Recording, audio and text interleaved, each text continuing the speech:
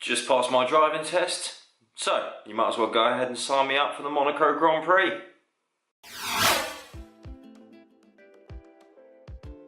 A ludicrous fucking statement, but to be fair, how many 16-year-olds do you know that have that mentality? You are not a Formula 1 driver just because you've passed your driving test. It takes years of practice, and even then, you might not get it.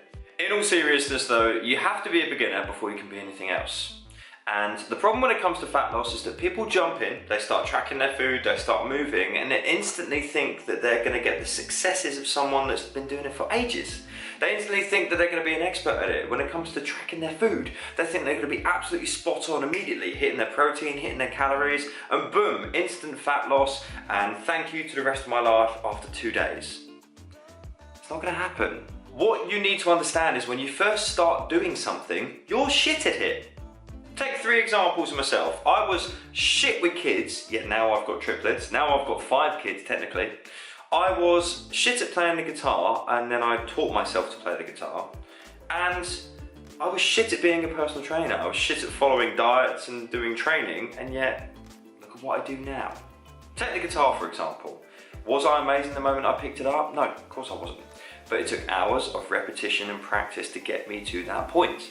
With regards to personal training, it's taken over 3 years of work to get me to the point where I actually know what I'm fucking doing. I'm confident in that fact. And I'm not ashamed to admit that, because you can't just come out of the academy fresh with the knowledge, etc., and just expect to be the best PT in the country. It doesn't work like that. You learn from your failures, you learn from your fuck-ups, you learn from your mistakes, and it's the same thing when it comes to dieting, and it's definitely the same thing when it comes to tracking your food. Don't expect to be perfect straight out of the gate. It's all a journey. And this is what a lot of people don't tend to get their head around.